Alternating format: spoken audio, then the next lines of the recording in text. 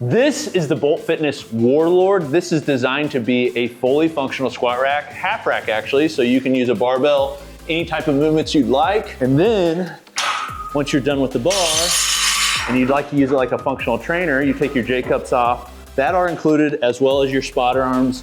You then have a fully functional trainer.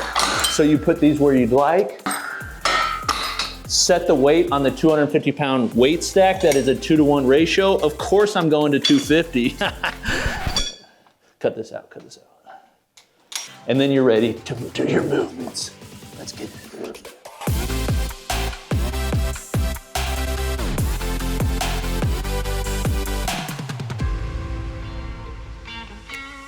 Hey friends, this is Coop from Garage Gym Reviews. And today I'm reviewing the Bolt Fitness Warlord rack from their Storm series. This is designed to, in some way, compete with other racks that are out there, but really to be a compact, fully functional power rack, or more half rack really, because you can use the front racks, and a functional trainer all in one. Depending on when this comes out, there's a couple other pieces that I've either reviewed or am set to review to release to you guys from Bolt Fitness. Bolt Fitness is a little bit of a newer company on my radar. They've been out for a bit, but really just based in Houston.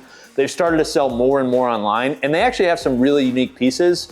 I have some really positive thoughts on this, but I also have some negatives, so if you'd like to see that, make sure you stay for the whole video. But I'm gonna walk through everything I like about it, everything I don't like about it, both from the power rack side, the functional trainer side, just the general use side, as well as the construction side. If this is your first time here, I do this for everything fitness related. If you'd like to see those, make sure you subscribe, or if you'd like to see any other racks that compare to this one, make sure you let me know in the comments and I'll get to them. Now, I'm gonna start with the power rack and then go into the functional trainer, and then I'm gonna compare to other options that are out there. Specifically, the one that I think it's most comparable to, and the one that is really one of the most popular, is the Rep Athena. I basically have price points on both these. I'll compare them both on price and features. So basically stay around for that if you'd like to see that. Now, I'll start with the power rack. First off, the power rack side, it's really designed as what every other power rack is designed at today. It would be nice to see a new power rack design just to kind of see what's available, but there is no doubt the 3x3 1-inch hole 11 gauge steel upright is basically what we're gonna see for the foreseeable future, and really should be. It's kind of a commodity at this point. This is using the same 3x3 1-inch holes, 11 gauge steel uprights that you see from every company. One caveat on that, every company calls them 3x3 rack, but they're not necessarily a 3x3 rack. A Rogue rack, for instance, made in the USA, is using US tube steel. It's actually 3x3. This rack, as well as say a Rep Fitness rack, are actually 75mm by 75mm, and they use smaller bolts. Actually, when you compare say a 1-inch bolt from like a Rogue or Sornex and a 1-inch bolt, they call them, from Bolt Fitness or Rep Fitness, there is vastly different sizes and weight. So that's one way they're able to sell it for cheaper. Does that matter in function? No, it doesn't. It just doesn't. But I just want to make you aware. This style of rack though is very nice because you can use other components from other companies. It's very modular. So in fact, the rack at my house, I just added their Storm Series Smith machine, which is designed in some way to attach to the back of this. It is slick, but I attached it to Titan uprights that are attached to Rogue cross members that are attached to a Frey Fitness upright that's also attached to a Rep cross member. So that's the beauty of this system, is you can just go all out. They are 2-inch on center, 1-inch holes, and they're offset on the sides. So the other thing, they have laser cut numbers all throughout the front of the uprights, not in the back or the sides, just the front of the uprights. Both the ones that are on the front and the back. The ones on the back, so you don't necessarily need numbers on, unless you're gonna use both sides of the rack, then you flip them around. But they are nice that they're on the front. And they have every hole marked, at least through the areas that are usable. I'll speak more to like the construction quality overall, but I will say the black powder coat is okay. Basically I would say there's like 5 different tiers of quality.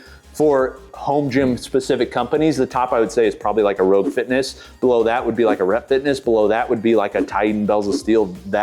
This like powder coat quality, all that sort of stuff, I would put in that 3rd tier. So very similar, like a Titan Fitness bells of steel. That's certainly not a drag on them. Like the welds and stuff, they're getting better and better. But don't expect like an amazing powder coat and everything that you expect from more expensive units. Okay, so you can see this is designed to be used as a half rack, which I will say a half rack is my favorite type. I love a half rack. You can use safety spotters. You also just have a lot of freedom out front. Ever since I've basically changed my rack style to a half rack in my garage gym, I don't plan to ever go back really. One of the things that is nice about this is they include both safety spotter arms, half safety spotters, which are pretty nice, UHMW plastic all throughout, as well as mini feet out front. And the half feet out front actually stick out as far as the spotter arms, and they have holes all throughout. One thing you actually see about this at large is there are holes everywhere. Like they decided, all right, if this is a cross member, we're gonna put a hole on it. I love that idea. Usually companies don't do that because it saves them money from having to use more laser time to cut holes. This one has holes everywhere, and in areas that you really like, it's almost impossible to use. For instance, the pull-up bar with the arch pull-up bar, it has holes both top and bottom and sides. It's everywhere. So it's really nice though, because that gives you options to attach things to. It also gives you options to add attachments to. So like you can add extra cross members wherever you want, which is very nice. I love that they did that, and I actually really like to have feet on these. I will also say, just from like a general look standpoint, this thing looks sick. It really does. It looks sick online. It looks sick in person.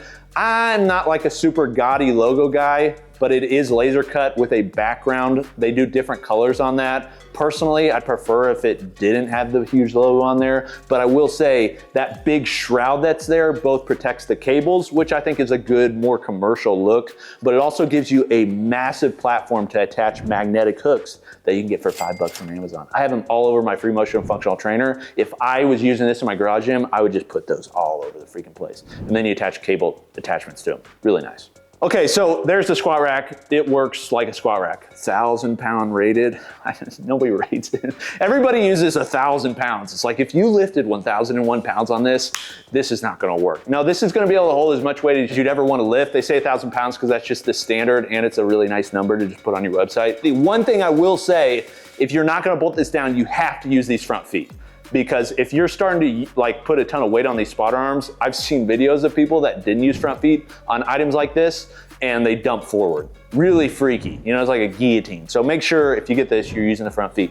Now to the functional trainer. This is the part that I think is the most interesting. This is the part that actually is really well done. It's designed to be compact and offer a ton of usability. They're using on the functional trainer 250-pound stack at a 2-to-1 ratio. Meaning the max weight that you can use on this for the functional trainer for each arm is 125 pounds, which, if you compare that to a lot of functional trainers out there, that's actually a really good amount of weight. One of the GOAT, if not the GOAT functional trainers is the one that I have in my garage gym, which is the Free Motion Dual Cable Cross. That one has a 75-pound max weight. So this one has 125 pounds max weight. 2-to-1 is a nice ratio because it's gonna still allow you to use a lot of that stack weight, but it's gonna give you enough cable travel. So you're gonna be able to actually get away from the rack and use it for cable flies and all that sort of thing. Now, one thing of note is they're using aluminum pulleys all throughout this. It's funny, like just a couple years ago, everything came with nylon pulleys. We constantly commented, give us aluminum pulleys. Now pretty much everyone has aluminum pulleys. Haha, that's nice. These have aluminum pulleys all throughout. So everything is aluminum that the cable is traveling on, which means it's very smooth. They're also using nice bearings in the pulleys. It's a very smooth functional trainer. Part of that also is because of the bushings that they're using in the head plate and the plates of the machine, as well as the guide rods they're using. So after you lube this bad boy up, you are gonna be able to have a very smooth functional trainer experience, even with just using the 10-pound head plate. A lot of times when you're using functional trainers, that 10-pound head plate, which this would be equal to 5 pounds, what's listed on there is half that. So they show like the 250 pounds, but it's really 125 pounds, which by the way, I would love it if companies just put the actual feel weight and not the total weight, because all the feel weight is really what you're using. Then you gotta do the math. It's just annoying. But that 10-pound head plate, even when you're using that, because I was using it for some rear delt work, when you're using that, it's still smooth. That's the mark of a good functional trainer, is when a light head plate still feels smooth when using it, and this does. I really like that. Now to the trolley. The trolley system is using 4 rollers to roll on the uprights, which I think is actually superior to what Rep is using on the Athena. Rep is using they call it a special plastic. It's basically like a slippery UHMW. It's smooth, it works well. It does also leave some markings on, say, if you have a white rack like the one that we have, but overall it's a fine experience. This, I actually like the trolley, the adjustment up and down, a little bit better. It's smoother, and the reason for that is they're using rollers that are contacting the uprights and then going up and down. So you're not really gonna have a bunch of marks and scars and things like that. Also, they are using an oversized pop pin and a handle on the other side. One thing of note, on the handle on the other side, underneath it, there's a hole. That hole seems like a second security point. Most functional trainers that are using them on racks, you basically have an option where you have the pop pin and then you have a way to put in a hitch pin just for extra security. This one has the hole, but the hole is behind the handle. So there's no way to put like a pop pin in. Also on the other side is the pop pin. It's just kind of, I don't know why it's there. It seemed like maybe they just did it and then didn't think about removing it. I don't know, it's just kind of annoying. I would like there to be an extra place if somebody wants extra security, especially if you have kids, to be able to put in a hitch pin, but minor critique. Now, one thing you'll see is all the pulleys are shrouded. Actually, the weight stacks are shrouded too. This is something you see more in the commercial market. Prime Fitness does this too in the home market. Actually, Rogue is now doing this in the home market. So is Eleiko. I mean, most companies shroud their stacks for safety purposes. Rep doesn't. I think there's a positive and negative. The positive is they're able to sell it for cheaper. The negative is some people like the shroud. Personally, I don't really care for the shroud. I like to be able to access the stack from both sides. But these do include a shroud and include shrouds on all the pulleys. And the shrouds are actually kind of cool. They laser cut all their logos, although there are a lot of logos on this. If you look around, it just says Bolt like everywhere. And then there's also cutouts though, so you can see the pulleys moving just for like a nice, cool feel. It just, with all the laser cut that's on this, it just looks pretty cool. Now to the quality, fit and finish and everything like that. The quality, like I said, it's not the greatest in the world, but it's not bad. They're using robotic welders. Also, they're laser cutting pretty much everything. So it's like, you're not gonna be worried about stickers peeling or anything like that. They do include an arch logo, and they actually have an option where you can customize that arch logo, which is pretty cool. On the pull-up bar, there are some details that are nice, like they're knurling the pull-up bar, and it's a multi-grip pull-up bar, and the knurl is a good knurl. It's not like overly aggressive for a pull-up bar. It's like just enough. One thing of note on that, again, another minor critique, is they're doing a knurl on the center part of that pull-up bar, which nobody is really gonna use for pull-ups or gripping. Maybe if they're doing like a one-arm pull-up, which you could just do to the side on the other part. But the problem with that is it's knurling right on your chin every time you do a pull-up. So if you do a pull-up, like basically you got sandpaper there that's gonna grate your chin every time.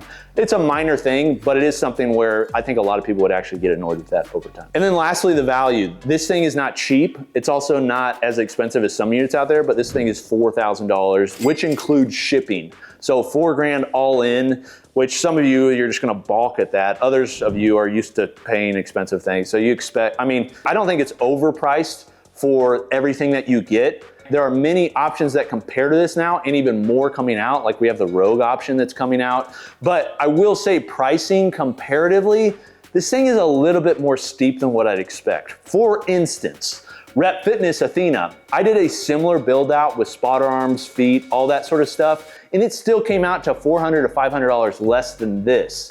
And it's, I will say, the fit and finish of the Rep piece, just, I would prefer the Rep piece personally.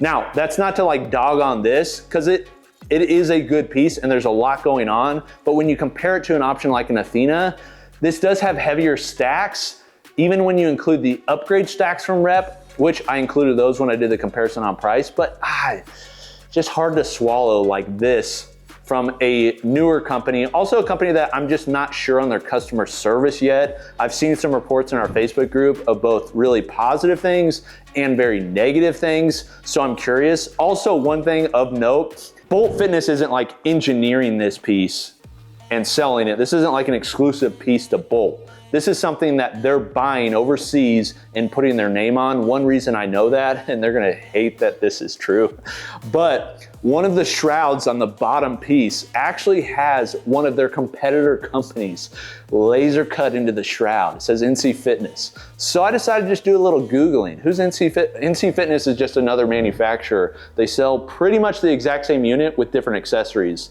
So, I mean, like these are honest reviews, just so you know, but it's just like, little details like that, it's just, I don't know. Like it's just, that would be annoying to me if I bought this unit.